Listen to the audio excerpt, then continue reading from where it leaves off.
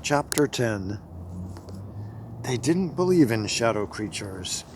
How could Tina explain so they would understand? They were adults. Adults couldn't see these things. But other 11-year-olds didn't see them either. So maybe she was crazy.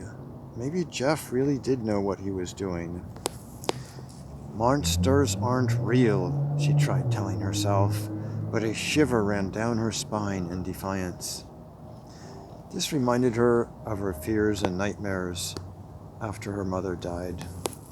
Back then, she had feared Dad dying as well. How would she survive emotionally?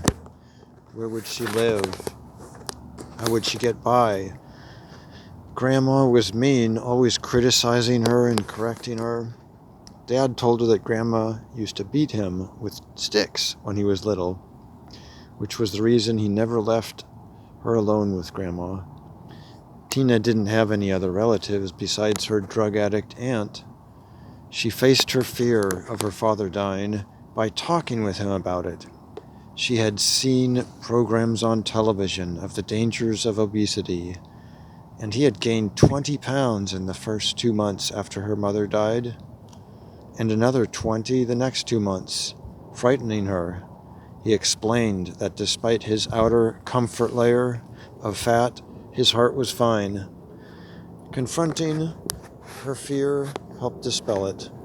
So maybe now she should do the same. Okay, she said tensely. I'll try 5 minutes.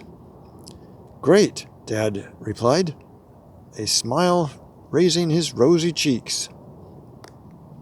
She took a deep breath. It's only 5 minutes.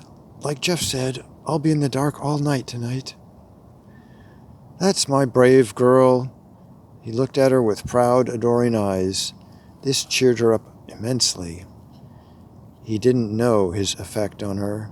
If he did, he would look at her that way every single day, all day long, and she would never get tired of it.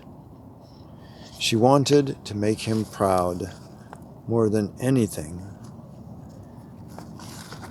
She would stay in the dark for the whole 5 minutes this time, maybe longer. Jeff raised his hand to the light switch. On your signal, I'll start. She hesitated, cursing her weakness in her head. Ready?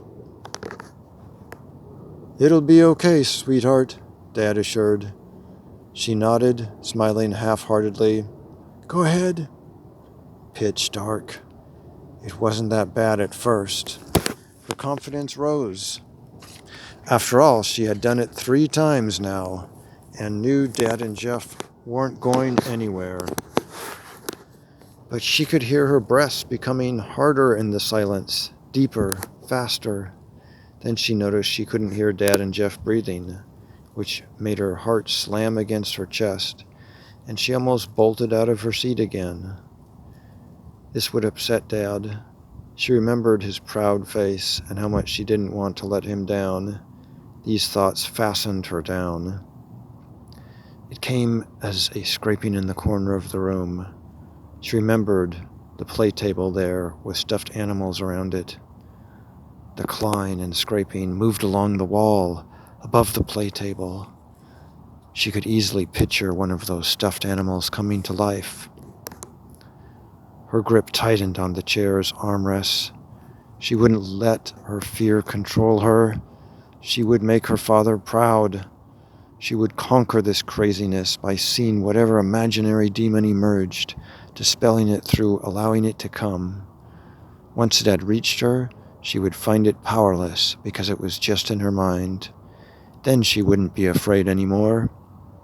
Scrape, claw, thud, sounded closer and oddly higher, as though it were climbing the wall to the ceiling.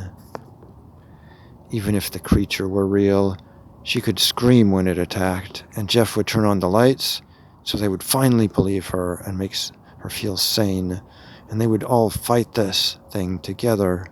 They would jump on it, punch it, and maybe kill it, or call the police or FBI to cage it forever for research to make sure that no one other shadows hurt other girls.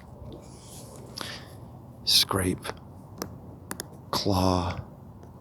Now along the ceiling. How could it stick to the ceiling? Did it have suction cups or penetrating claws on its feet? Barely aware of her actions, she rose off the chair, knees shaking.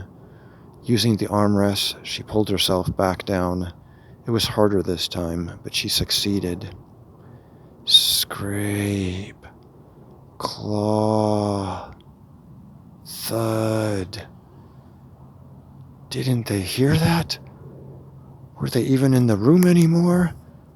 Why weren't they commenting on the sounds? She sat rigid as a board, feeling terribly alone. Scrape. Claw. Thud.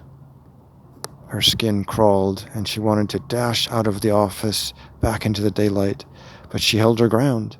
Dad would call this courage, but she knew better. She was afraid of moving, lest the creature hear her location and jump on her. But maybe it already knew. Maybe it could see in the dark. She stood up and took a few quiet steps toward the light switch, where Jeff hopefully still stood. She would grab onto him and flip the switch as quickly as she could. Scrape. Whoosh. Something with bristly hairs fell on her, crushing her into the ground. She felt paralyzed by shock and couldn't even fight back. She couldn't breathe. Its hot claws punctured her right wrist as it dragged her to the corner.